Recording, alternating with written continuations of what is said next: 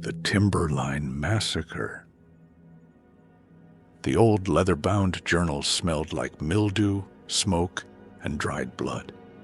I found it buried in Grandpa's chest, tucked behind a black and white photo of 5 men grinning with rifles slung over their shoulders. Only one of them survived long enough to see gray hair. It started with a date. October 6th, 1963, Cascade Mountains, Washington. We set up camp near the Timberline. Me, Harold, Tucker, Big Roy, and Liam. 5 seasoned elk hunters hardened by winters and whiskey. That night, something circled us. Slow, intentional. When Harold stepped out to piss, we heard a grunt, a strangled gasp, and then bones snapping like dry branches. He screamed once, a wet, gurgling noise that ended too fast. When we found him, his throat had been chewed out, half his jaw hanging by sinew.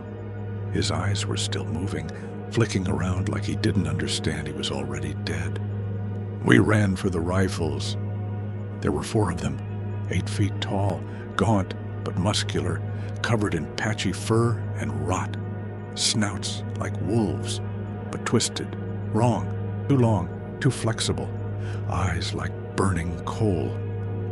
Roy screamed something and fired. It barely flinched. One of them closed the distance 2 bounds and tore him in half. I mean, literally ripped his body at the waist, like pulling apart a wishbone. Entrails unspooled over the rocks, like a spilled bucket of steaming spaghetti. Tucker tried to run. One leapt from a tree and landed on him with both feet. I heard his spine explode. The thing grabbed his head with one hand and squeezed until the skull popped, spraying blood like a broken pipe. Liam and I ran. He tripped. I turned and saw 3 of them on him, ripping, clawing, biting, fighting over his parts like starved animals. His screams echoed until his lungs were gone. I kept running, slid down the slope, dove into the river. They didn't follow. That was how Grandpa got his scars, not war, not bar fights, but monsters. And he lived with it for 60 years in silence. 2 months after his funeral, I couldn't let it go. I read the journal 100 times, studied the terrain, followed the coordinates. Grandpa hadn't been insane. He had been lucky. I brought it to my friends. Josh, Marcus, Caleb, Eli, skeptics, campers, the kind of guys who'd wrestle a bear before admitting they were scared of anything. They laughed, made jokes, called dibs on shooting Bigfoot in the dick. But we packed our gear anyway. The woods were too quiet, too still, as if everything alive had fled long ago. We hiked 6 hours in and found the Timberline, just like Grandpa described. Trees curling in on themselves, the stink of iron in the air, dead ground where nothing grew. We set up camp.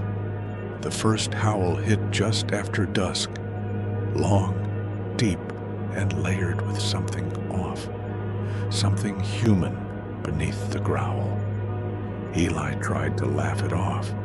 Josh just muttered, "Damn coyotes." The second howl came closer, too close. That's when something slammed into Eli's tent. It caved inward like a crushed beer can. Screams ripped out from inside as the canvas shredded. By the time we reached him with flashlights, the thing was kneeling on his chest, its claws sunk into his collarbones.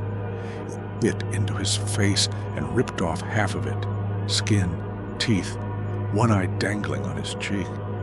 Eli spasmed, gargled a scream, and the thing snapped his neck with a twist so fast the sound cracked like lightning. It turned to us, its snout soaked red, breathing heavy. Steam poured from its nostrils like an engine. We ran. Marcus tripped. Something fell from the trees like a wrecking ball, slammed him with the dirt. It shoved its claw into his back and pulled out his spine, vertebrae still dripping, then whipped it around like a trophy.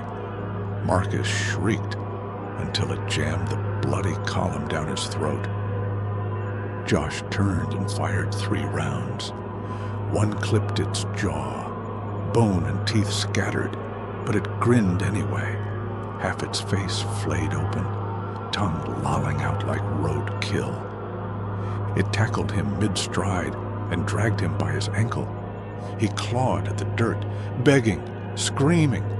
It flipped him and tore his stomach open, shoveling out guts with both hands, eating him alive, eyes locked on mine the whole time. Caleb and I didn't stop. We ran through trees, over rocks, lungs screaming, boots slipping in wet leaves, and blood. I heard Caleb sobbing behind me. Then a snap. I turned. He was gone.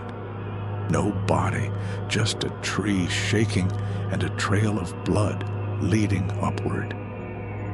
I heard the river. Grandpa's words echoed in my head. They didn't follow into the water. I dove in. Freezing water tore the breath from my lungs. I kicked until my arms gave out. I don't know how long I floated. When I crawled out, it was morning. My hands were shredded. My ribs ached. I could barely stand. But I was alive. Like Grandpa? No one believed me.